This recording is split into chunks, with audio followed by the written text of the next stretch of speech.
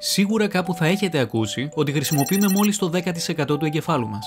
Αν χρησιμοποιούσαμε το 100%, τότε θα είχαμε ανέβει πνευματικό επίπεδο, θα αντιλαμβανόμασταν επιπλέον διαστάσεις, θα τηλεμετακινούσαμε αντικείμενα ή ό,τι άλλο μπορεί να σκεφτεί ο καθένας. Θα μπορούσε όμως να ισχύει κάτι τέτοιο ή είναι ένας από τους πολλούς μύθους που διαδίδονται ευρέως? Για να δούμε.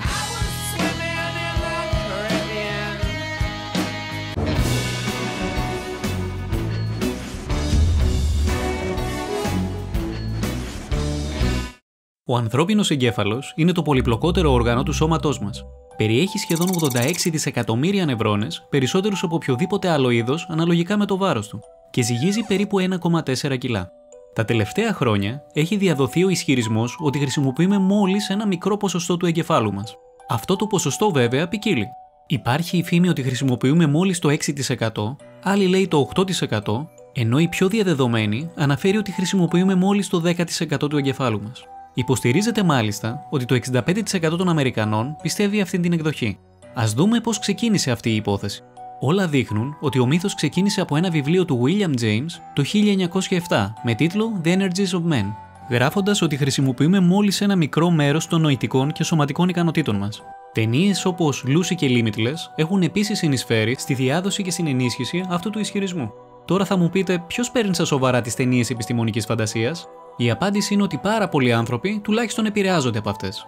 Επίσης, κάποιοι life coaches και influencers αναφέρουν για κρυμμένες δυνατότητες του εαυτού μας, το οποίο πολλές φορές παρερμηνεύεται και αφήνεται να εννοηθεί ότι ο εγκέφαλός μας χρησιμοποιεί μόνο ένα μικρό ποσοστό του.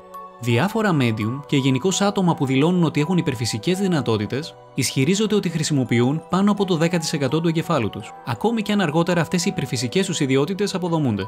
Ο μύθος μπορεί επίσης να προέρχεται από παρερμηνίες παλαιότερων ερευνών ή από δηλώσεις όπως ότι μεγάλο μέρος των δυνατοτήτων του εγκεφάλου μας δεν έχει πλήρως κατανοηθεί. Αυτό όμως δεν σημαίνει ότι είναι και εκτός λειτουργίας.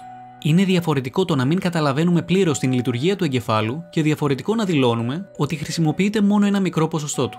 Σε γενικές γραμμές, κάποιοι άκουσαν κάτι που τους στέκεται ωραία στο μυαλό, αυτοί το είπανε σε άλλους, οι άλλοι σε κάποιους άλλους και ορίστε, έχετε έτοιμο έναν αστικό μύθο.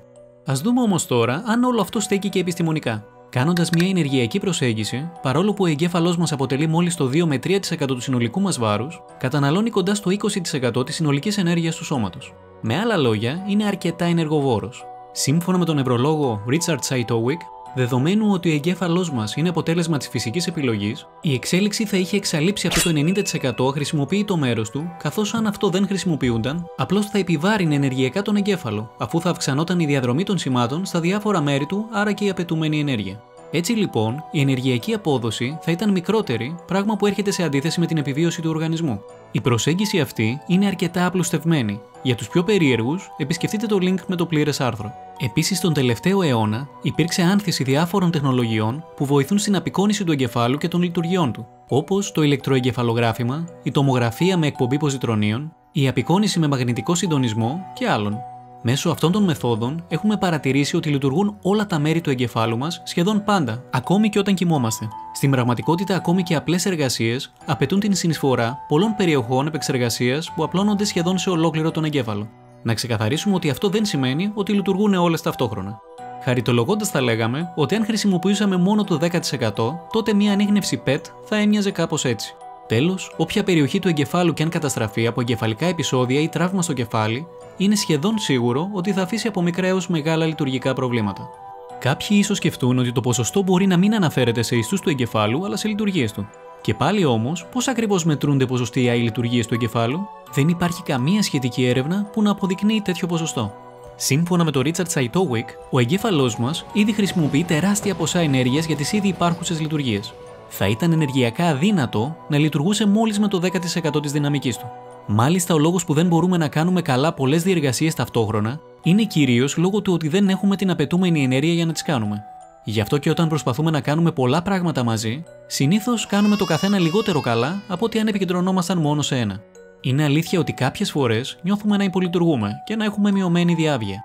Συνήθως όταν είμαστε κουρασμένοι, όταν δεν έχουμε φάει για μεγάλο χρονικό διάστημα ή όταν έχουμε ξυπνήσει χωρίς να έχουμε πιει τον καφέ μας. Ακόμη όμως και σε αυτές τις περιπτώσεις φαίνεται ότι ο εγκέφαλός μας λειτουργεί σχεδόν στο 100%.